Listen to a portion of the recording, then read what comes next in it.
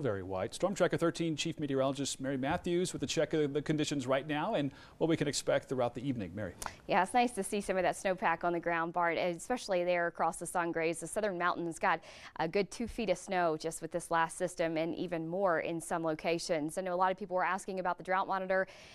This is the latest that comes out every Thursday. There's no change here to the drought monitor, and it takes a while to really start to climb out of that deficit that we've really been accruing for the last consecutive 11 to 12 months.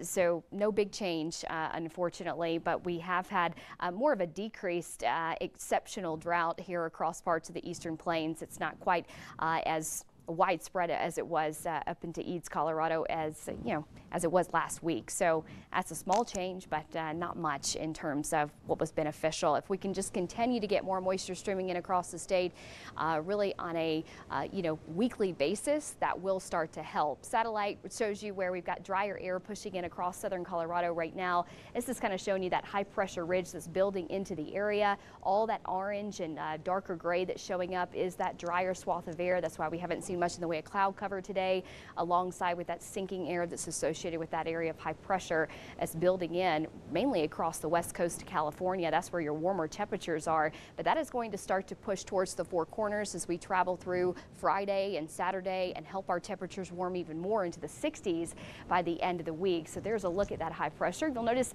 a little dip in the overall trend here. The jet stream will occur on Saturday. That'll send a front through the region Saturday evening, and that will increase our winds right about trick-or-treating time frame if you're going to be partaking in that at a social distance, of course, but it will give us noticeably cooler temperatures by Sunday. So as we kind of walk you through that, tomorrow temperatures a little bit warmer by a few degrees into the 50s and 60s across most of the southeastern plains and the Pikes Peak region, 59 degrees in Monument and about 47 degrees there in Cripple Creek, 34 up on Pikes Peak, plenty of snow up there, and about 58 degrees there in Calhan. Quick glance at your weekend forecast.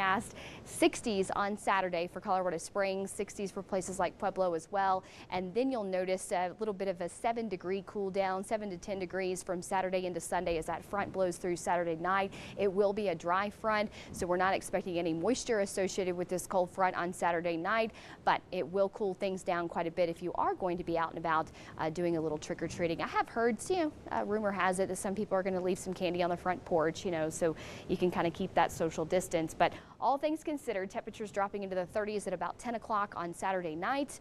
So I think most people will be wrapping up with their festivities before then. Woodland Park, temperatures are in the 50s for the weekend time frame, not quite as bitter cold into those overnight hours. We do look for unusually warm temperatures into the mid part of next week. That's where highs are going to be soaring into the low 70s. So we're going to be back well above average, really heading into the first week of November, and that dry stretch of weather is going to continue. And notice, don't forget, we got a fall back on Sunday.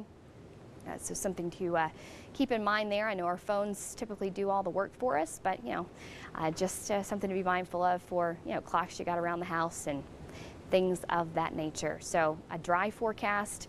We could certainly use more moisture, but the temperatures are going to be nice and pleasant. Back to you guys. Yeah, it looks awesome. Thanks, Mary. Well, a preview of winter earlier this week has many preparing.